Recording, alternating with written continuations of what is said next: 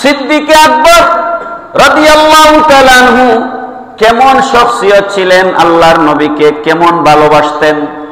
আবু বকর সিদ্দিক রাদিয়াল্লাহু তাআলা আনহুর চেয়ে বেশি এই দুনিয়াতে কোনো মানুষ নবীকে ভালোবাসতে পারে নাই। মুসলিম শরীফ 198 নম্বর হাদিস শরীফের মধ্যে এসেছে, আল্লাহর হাবিব সাল্লাল্লাহু আলাইহি সাল্লামের সাথে সারা দিন আবু বকর জুকের মতো লেগে থাকতেন। এশার নামাজের পর যখন তিনি ঘরে ফিরে আসতেন, নবীজির আদত ছিল এশার পরে নবীজি আর মিটিং করতেন না। এশার নামাজ শেষে আবু বকর সিদ্দিক যখন ঘরে ফিরে আসতেন, আম্মা জান আয়েশা বলছেন, আমি দেখতাম আমার পিতা আবু বকর বিছানার মধ্যে ডান বাম ছটফট করেন, ঘুম আসে না।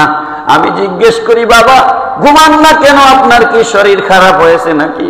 আবু বকর সিদ্দিক বলে, মারে আমার তো বেয়ারাম হয় নাই, শরীরের বেয়ারাম হয় নাই, আমার মনের বেয়ারাম হয়েছে, নবীর বিরহে আমার রাত কাটে না, নবীর বিরহে আমার রাত কাটে না। কখন ফজরের আজান হবে আবার গিয়ে আমি দয়াল নবীজির চেহারা মুবারক দেখব, এই জন্য আমি বিছানার মধ্যে ছটফট করি। মাছকে পানির থেকে ওঠায়া শুকনার মধ্যে রাখলে যেভাবে ছটফট করে, আবু বকর সিদ্দিক নবীর বিরহে রাতের বেলা এভাবে ছটফট করতেন। সুবহানাল্লাহ। হাদিস শরীফের মধ্যে এসেছে, আন সালিম বিন আব্দুল্লাহ আন আবিহি ক্বালা কানা সাবাবু মাউতি আবি বকরিন মাউতু রাসূলিল্লাহি সাল্লাল্লাহু আলাইহি ওয়াসাল্লাম মা যালা জিসমুহু ইয়াজরি হাত্তা মাতা। মুসলিম শরীফের হাদিস। হযরত সালিম বিন আব্দুল্লাহ রাদিয়াল্লাহু তাআলা বলেন, আবু বকর সিদ্দিক আরো কিছুদিন হয়তো বাঁচতেন। নবীজি দুনিয়ার থেকে পর্দা করবার কারণে নবীর বিরহে আবু বকর সিদ্দিক প্রায় খানা পিনা ছেড়ে দিয়া শরীর এমন ভাবে ভেঙ্গে পড়েছিল, অতঃপর অতি তাড়াতাড়ি আবু বকর সিদ্দিকের মৌত হয়ে গেছে। এত ভালোবাসা নবীর প্রতি হাদিস শরীফের মধ্যে এসেছে, আল্লাহর নবী সাল্লাল্লাহু আলাইহি সাল্লাম একবার সাহাবায়ে কেরামের সামনে বয়ান দিচ্ছেন। বয়ানের মধ্যে নবীজি এক পর্যায়ে বলেছেন, সাহাবীরা আমি তিনটা জিনিস পছন্দ করি। কয়টা? তিনটা জিনিস আমি নবী বেশি পছন্দ করি। একটা হচ্ছে আতর, একটা কি আতর সেন্ট। 2 নাম্বার হচ্ছে ওই সমস্ত মহিলা যারা জেনা ব্যভিচার করে না, নিজের সতীত্ব রক্ষা করে, সতী সাধবী নারীদেরকে আমি নবী বড় ভালোবাসি। আর 3 নাম্বার হচ্ছে নামাজ। আমার যে সমস্ত উম্মতেরা 5 ওয়াক্ত নামাজ পড়ে আমি তাদেরকে বড় ভালোবাসি, কারণ নামাজ আমি নবীর চোখে শীতলতা দেয়। পড়েন সুবহানাল্লাহ। এই বৈঠকের মধ্যে আবু বকর সিদ্দিক রাদিয়াল্লাহু তাআলা আনহু উপস্থিত ছিলেন। আবু বকর সিদ্দিক হাত তুলে বলেন, ইয়া রাসূলুল্লাহ সাল্লাল্লাহু আলাইহি ওয়াসাল্লাম, আপনি যেহেতু 3টা জিনিস ভালোবাসেন, আমি আবু বকরও 3টা জিনিস ভালোবাসি। কি ভালোবাসি? আবু বকর সিদ্দিক বলছেন, আন-নাযরু ইলা ওয়াজহি রাসূলিল্লাহি সাল্লাল্লাহু আলাইহি ওয়াসাল্লাম, ও নবী গো, দিন রাত 24 ঘন্টা আপনার চেহারা মোবারকের দিকে তাকায়া থাকা আমি আবু বকরের পছন্দ। 24 ঘন্টা যদি আমি আপনার দিকে তাকায়া থাকি, এটা আমার ভালো লাগে। সুবহানাল্লাহ বলেন। নবীজির চেহারা মোবারকের দিকে তাকায়া থাকাকে আবু বকর সিদ্দিক রাদিয়াল্লাহু আনহু ইবাদত মনে করতেন। 2 নাম্বার হচ্ছে ওয়া ইনফাকু মালি আলা রাসূলিল্লাহ, আমাকে আল্লাহ পাক যা সম্পদ দান করেছেন, আমার সম্পদ, সমস্ত সম্পদ নবীর জন্য খরচ করে দিতে আমার ভালো লাগে। পড়েন সুবহানাল্লাহ। কে বলছেন? আবু বকর সিদ্দিক রাদিয়াল্লাহু তাআলা আনহু। গত মঙ্গলবার দিন এক মাহফিলে ছিলাম কুমিল্লায়, কংসনগর। আমার আগে এক বক্তা ওয়াজ করলো, 1.5 ঘন্টার বক্তব্যের ভিতরে একটা বার আল্লাহর রাসূলের নাম মোবারক উচ্চারণ করলো না, খালি একটা বার দুরূদ শরীফ পড়লো না, খালি আল্লাহর দিন কিভাবে কায়েম করতে হবে। খালি আল্লাহর দিন কিভাবে? আরে ভাই, সিদ্দিক আকবর বলতেছেন আমার যা সম্পদ আছে সব নবীর জন্য খরচ করে দিতে আমি পছন্দ করি। সুবহানাল্লাহ বলুন। 3 নাম্বার, এরপরে আমি কি করলাম? আমি 1.5-2 ঘন্টা শুধু শানে রিসালাতের বয়ান দিলাম। বয়ান শেষ করার পর ও মাহফিলে পোস্টারে নারায়ে রিসালাতও লেখা নাই, দিন ইসলাম, নারায়ে তাকবীর, আল্লাহু আকবার, দিন ইসলাম জিন্দাবাদ, বাংলাদেশ জিন্দাবাদ। তো 1.5-2 ঘন্টা বয়ান করে আমি প্যান্ডেল ভর্তি জনসংখ্যা। আমি জিজ্ঞেস করলাম এতক্ষণ ধরে আমরা কি আলোচনা করলাম? সবাই বলল নবীর শান। তা আমি বললাম যেই নবীর এত শান তাকে কি আমরা একটু দাঁড়ায় সালাম দিতে পারি? সবাই বলল হ্যাঁ পারি। তারপরে মিলাদ পড়ে আসলাম। আলহামদুলিল্লাহ, আলহামদুলিল্লাহ, আলহামদুলিল্লাহ। সবার অনুমতি নিয়ে আমি পড়ে আসছি, কেউ না করে নাই। তার মানে সাধারণ মুসলমানের অন্তরে নবীর প্রেম আছে, শেখানোর মানুষ নাই, শেখানোর মানুষ নাই। সাধারণ মানুষের অন্তরে নবীর প্রেম আছে। আবু বকর সিদ্দিক বলেন আমার 3 নাম্বার পছন্দের জিনিস হচ্ছে ওয়াইয়াকুনা ইবনাতি তাহতা রাসূলিল্লাহি সাল্লাল্লাহু আলাইহি সাল্লাম। আমার একটা ছোট্ট মেয়ে আছে আয়েশা সিদ্দিকা রাদিয়াল্লাহু আনহা। আমার বড় পছন্দ আমার মেয়েকে নবীর সাথে শাদী মোবারক দেই। পড়েন সুবহানাল্লাহ। সুতরাং আবু বকর সিদ্দিকের পছন্দ কয়টা? 3টা। কয়টা?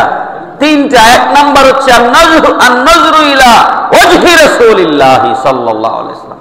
1 নাম্বার পছন্দ হচ্ছে নবীর চেহারা মোবারকের দিকে তাকায় তাকায়। 2 নাম্বার পছন্দ হচ্ছে ওয়া ইনফাকু মালি আলা রাসূলিল্লাহ, আমার সব সম্পদ নবীর জন্য খরচ করে দেওয়া।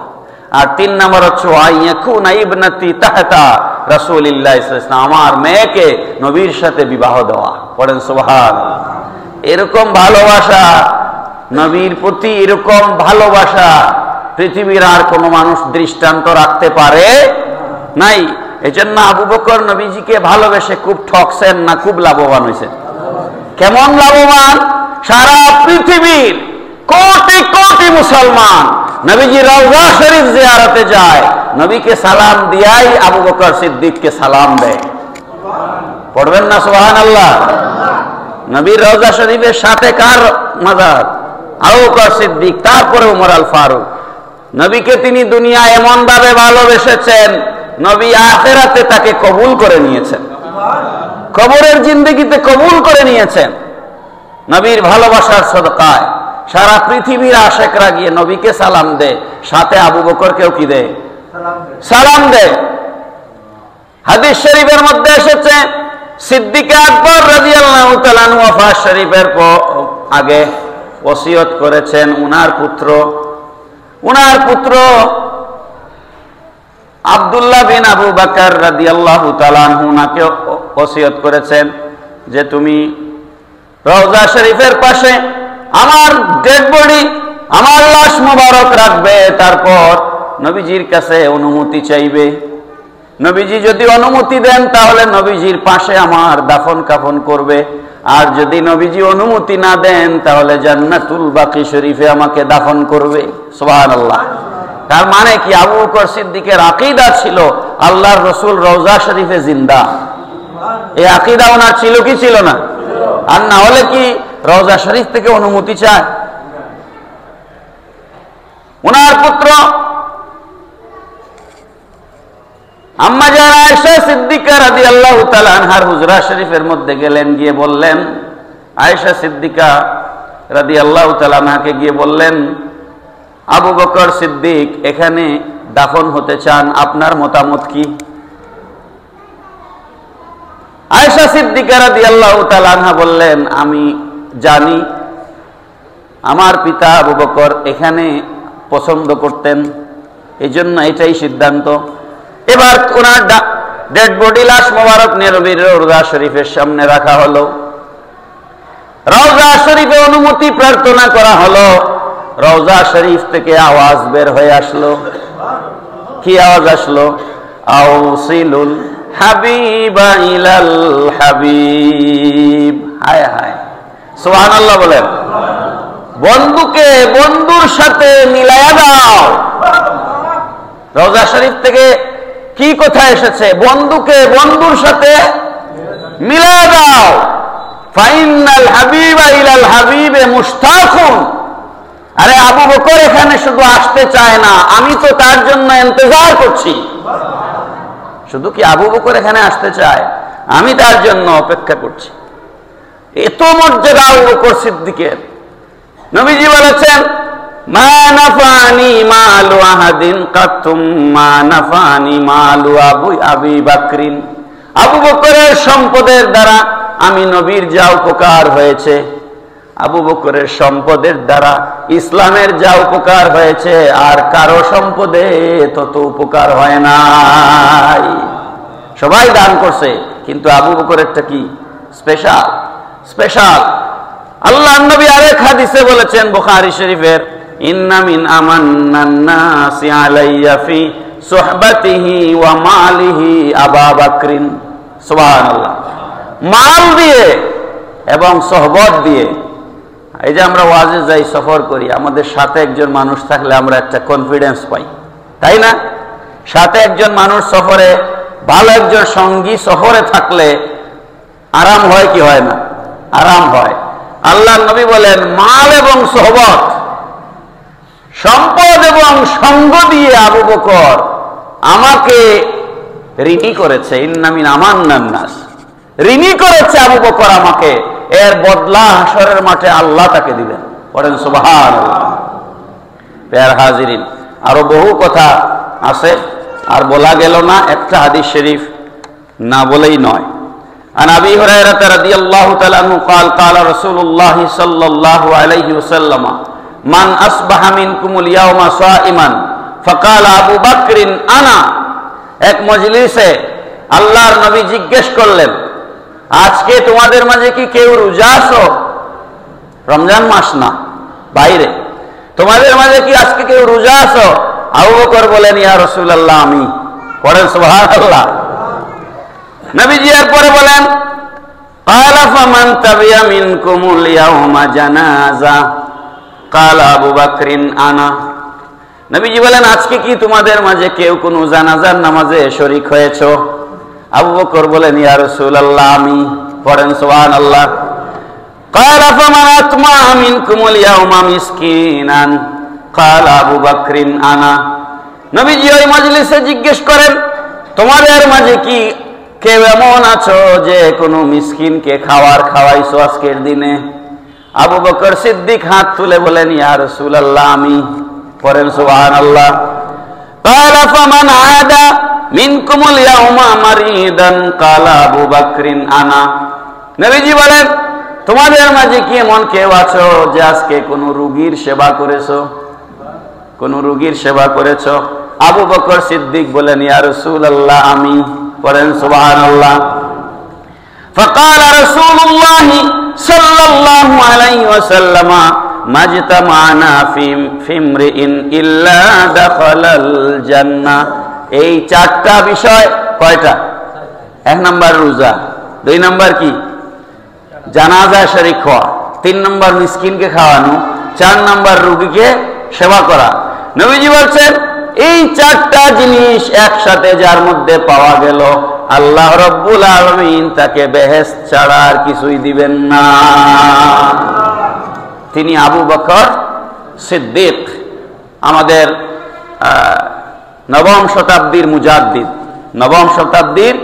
মুজাদ্দিদ ইমাম আল্লামা জালালউদ্দিন সৈয়ুতি রহমতুল্লাহ আলাইহি তারিখুল খুলাফার মধ্যে পরিষ্কার করে বলেছেন, আজমা আহলুস সুন্নাহ ওয়াল জামাআহ আন্না আফদালুন নাস বা'দাল আম্বিয়া আবু বকর সিদ্দিক সুম্মা উমর সুম্মা উসমান সুম্মা আলী। নবীর পরে শ্রেষ্ঠ আবু বকর, তারপর উমর, তারপর উসমান, তারপর আলী। এটা হচ্ছে আহলে সুন্নাত ওয়াল জামাতের আকীদা। সুতরাং নবীর পরেই যিনি শ্রেষ্ঠ সত্তা, সিদ্দিক আকবর রাদিয়াল্লাহু আনহু রফাত শরীফ 22 জমাদি উসানি উপলক্ষে আজকে আমরা ওনাকে স্মরণ করলাম। আল্লাহ পাক আমাদেরকে সিদ্দিক আকবরের সাথে হাসর নসিব করুন। আমিন। ওমা আলাইনা ইল্লাল বালাগ। আসসালামু আলাইকুম ওয়া রাহমাতুল্লাহি ওয়া বারাকাতুহু। সুন্নাত পড়েন।